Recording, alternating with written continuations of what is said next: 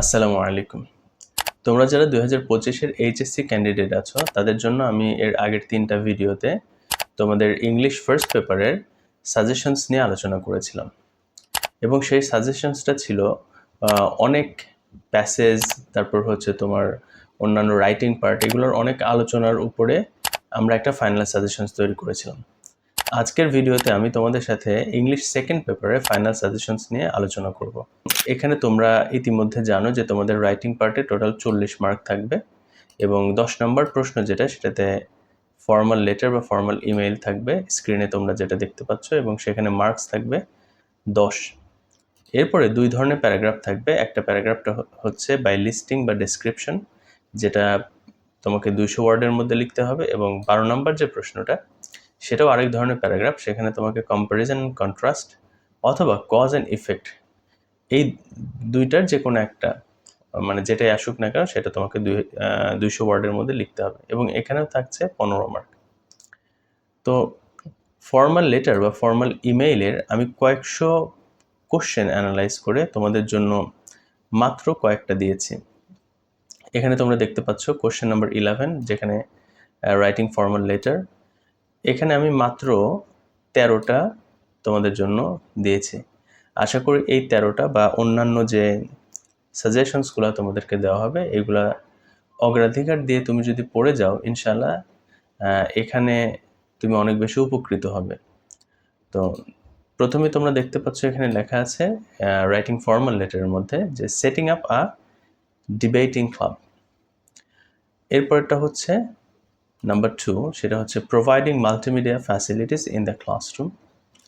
Number 3 হচ্ছে taking measures against outsiders in the college campus, এবং number 4 যেটা, সেটা হচ্ছে ensuring safe drinking water in the college campus. Number 5, issuing an online birth certificate. Number 6, increasing the number of books in the college library. Number 7 যেটা, সেটা দেখতে পাচ্ছ for a stipend, এবং number 8 এটা হচ্ছে for admission on TC বা transfer certificate যেটা আমরা বলি। এরপরে নাম্বার 9 যেটা, সেখানে লেখা আছে starting an English language club, অথবা সেখানে আরেকটা থাকতে পারে কম্পিউটার ল্যাব ফ্যাসিলিটিস। এরপরে নাম্বার 10 যেটা, সেখানে লেখা আছে provide sound system in the large classroom. Number 11, a seat in the college hostel. এবং নাম্বার 12 যেটা, সেটা হচ্ছে seeking permission to go on a study tour. এবং নাম্বার 13 যেটা তোমাদের ফর্মাল লেটার লাস্ট যেটা আমি লিখেছি, সেটা হচ্ছে repairing the damage bridge immediately. So তোমরা চাইলে এই 13টা ফর্মাল লেটারটাকে স্ক্রিনশট দিয়ে রাখতে পারো এবং তোমার পড়ার সময় যেটা কাজে দিবে।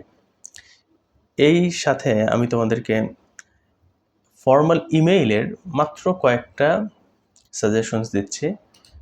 এখানে মাত্র 6টা আছে, তোমরা দেখতে পাচ্ছ। প্রথমটা হচ্ছে an email for detail information about the admission to an English language course. এবং নাম্বার 2 যেটা, সেটা হচ্ছে an email to provide you with internet facilities for the upgrading of your library. Number 3 যেটা, সেটা হচ্ছে an email giving information about debate competition. Number 4, an email to the admission section of Oxford University asking them about admission procedure for overseas students. Number 5 যেটা, সেটা হচ্ছে an email to attend a seminar on language study. এবং number last যেটা 6, সেটা হচ্ছে an email to an email on the importance of attending multimedia class regularly. So তোমরা চাইলে এইটাও স্ক্রিনশট দিয়ে রাখতে পারো। এখন আমি তোমাদের সাথে একটা বিষয় নিয়ে আলোচনা করব, সেটা হচ্ছে যে অনেকে ফর্মাল আর ইনফর্মাল লেটার বা অ্যাপ্লিকেশন বা ইমেইল এটার মধ্যে তালগোল পাকিয়ে ফেলে। ফর্মাল বলতে বোঝায় যেটা হচ্ছে সিনিয়রদের কাছে লেখা হয়, সেটা হতে পারে বেশিরভাগ ক্ষেত্রে প্রিন্সিপালদের কাছে, মেয়রের কাছে, বা এরকম সামথিং, বা কোনো একটা কোম্পানি বা প্রতিষ্ঠানের ম্যানেজারের কাছে, বা ঊর্ধ্বতন কর্মকর্তা, এদের কাছে লেখার ক্ষেত্রে যেগুলো লেখা হয় সেটা ফর্মাল ইমেইল হতে পারে বা ফর্মাল লেটার রাইটিং হতে পারে। তো বাই দ্য ওয়ে, আমি তোমাদেরকে আরেকটা বিষয় বলবো, তোমরা যারা 2025-এর এইচএসসি পরীক্ষার্থী, তোমরা চাইলে আমাদের 1.5 মাসের একটা ক্র্যাশ কোর্স, অর্থাৎ তোমাদের শর্ট সিলেবাসের উপর যে আমরা একটা সাজেশনস তৈরি করেছি, এই সাজেশনসের একটা ক্র্যাশ কোর্স আমরা করাচ্ছি, যেটা 1 মে থেকে স্টার্ট হবে এবং 15ই জুনে এটা শেষ হবে। তো আশা করি এই ক্লাসগুলো করলে তোমার যে ফাইনাল সাজেশনসটা আছে এটা থেকে তুমি অনেক বেশি আরও উপকৃত হতে পারবা, কারণ আমরা আমাদের ক্লাসগুলোতে আরও ইন ডিটেল ডিসকাস করে থাকি যে কিভাবে তোমার লেখা উচিত এবং প্রত্যেকটা কোশ্চেনে কিভাবে তুমি একদম হাইস্ট মার্ক পেতে পারো সেই বিষয়গুলো নিয়ে আমরা খুব ইন ডিটেল আলোচনা করি। এবং এই কোর্সের ফিটা হচ্ছে মাত্র 2500 টাকা, কিন্তু আমরা তোমাদের জন্য একটা অফার তৈরি করেছি যেটা হচ্ছে মাত্র 500 টাকা দিয়ে তুমি এই কোর্সটা কন্টিনিউ করতে পারবা। তো যাই হোক, আমি পরবর্তী সাজেশনসটা নিয়ে তোমাদের সাথে আলোচনা করব। এখানে তোমরা দেখতে পাচ্ছ প্রথমেই কোশ্চেন নাম্বার 11, যেখানে 2 ধরনের প্যারাগ্রাফের কথা বলা হয়, একটা হচ্ছে লিস্টিং বা ডেসক্রিপশন, কিন্তু আমি তোমাদেরকে নর্মালি ডেসক্রিপটিভ টাইপের যে প্যারাগ্রাফগুলো আছে সেটা জাস্ট মাত্র 10টা তোমাদের সাজেশনসের মধ্যে আমরা দিচ্ছি। আশা করি ইনশাল্লাহ এটা থেকেই তুমি অনেক বেশি উপকৃত হবে। প্রথমটা হচ্ছে অ্যান আইডিয়াল স্টুডেন্ট, দ্বিতীয়টা হচ্ছে ফিমেল এডুকেশন, নাম্বার 3 যেটা importance of learning English, number 4 importance of moral values, number 5 হচ্ছে Pohela Boishakh, number 6 the international mother language day, এবং নাম্বার 8 যেটা সেটা হচ্ছে tree plantation, number 9 uses and abuses of Facebook, এটা হতে পারে uses and abuses of internet, uses and abuses of mobile phone. এখন প্রশ্ন হতে পারে ইউজেস অ্যাবিউজেসটা কি? ইউজেস বলতে বোঝায় অ্যাডভান্টেজেস আর অ্যাবিউজেস বলতে বোঝায় ডিসঅ্যাডভান্টেজেস। এরপর নাম্বার 10 যেটা সেটা দেখতে পাচ্ছ ইয়োর ফেভারিট টিচার, এবং লাস্ট যেটা সেটা হচ্ছে, আচ্ছা সেটা বলার আগে আমি বলি তোমরা এটাও চাইলে একটু স্ক্রিনশট দিয়ে রাখতে পারো। এরপরে হচ্ছে নাম্বার 12। তো কোশ্চেন নাম্বার 12-এ আমরা আরও 10টা প্যারাগ্রাফ দিয়েছি, যেটা হচ্ছে কজ অ্যান্ড ইফেক্টে, কারণ কোশ্চেন নাম্বার 12-এ 2 ধরনের প্যারাগ্রাফের যে কোনো এক ধরনের আসতে পারে। একটা হচ্ছে কজ অ্যান্ড ইফেক্ট আর একটা হচ্ছে কম্প্যারিজন অ্যান্ড কন্ট্রাস্ট। তো কজ অ্যান্ড ইফেক্ট থেকে আমি মাত্র 10টা তোমাদের জন্য তৈরি করেছি। সেটা হচ্ছে প্রথমটা তোমরা দেখতে পাচ্ছ, causes of failure in English and their remedies, অর্থাৎ কথাটাকে এভাবে বলা যেতে পারে cause and solution of failure in English. এরপরে হচ্ছে নাম্বার 2 ক্লাইমেট চেঞ্জ নিয়ে, নাম্বার 3 যেটা সেটা দেখতেছো ডিফরেস্টেশন অর্থাৎ বন উজাড়করণ বা নির্বিচারে গাছ কেটে ফেলা, সেটা নিয়ে।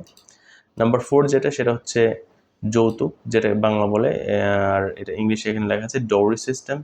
নাম্বার 5 হচ্ছে drug addiction. Number 6 environment pollution বা ওয়াটার পলিউশনও হতে পারে। নাম্বার 7 যেটা সেটা হচ্ছে food adulteration. Number 8 global warming. Number 9 price hike, এবং নাম্বার 10 যেটা সেটা হচ্ছে রোড অ্যাক্সিডেন্ট। তো আরেকটা যে বিষয় সেটা হচ্ছে কম্প্যারিজন কন্ট্রাস্ট, খুবই বেশি গুরুত্বপূর্ণ। আমি অবশ্যই বলবো যে এই 3টা তোমরা অবশ্যই খুব ভালো করে প্র্যাকটিস করে যাবা।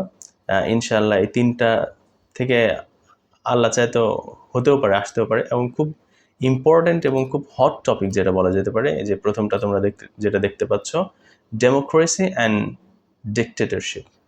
ডেমোক্রেসি বলতে তোমরা জানো গণতন্ত্র, এবং ডিক্টেটরশিপ বলতে একনায়কতন্ত্র বা স্বৈরাচারতন্ত্র, যেটা রিসেন্টলি ঘটে গেছে। সো এটা খুব বেশি গুরুত্বপূর্ণ, তোমরা চাইলে এটা পড়ে যেতে পারো।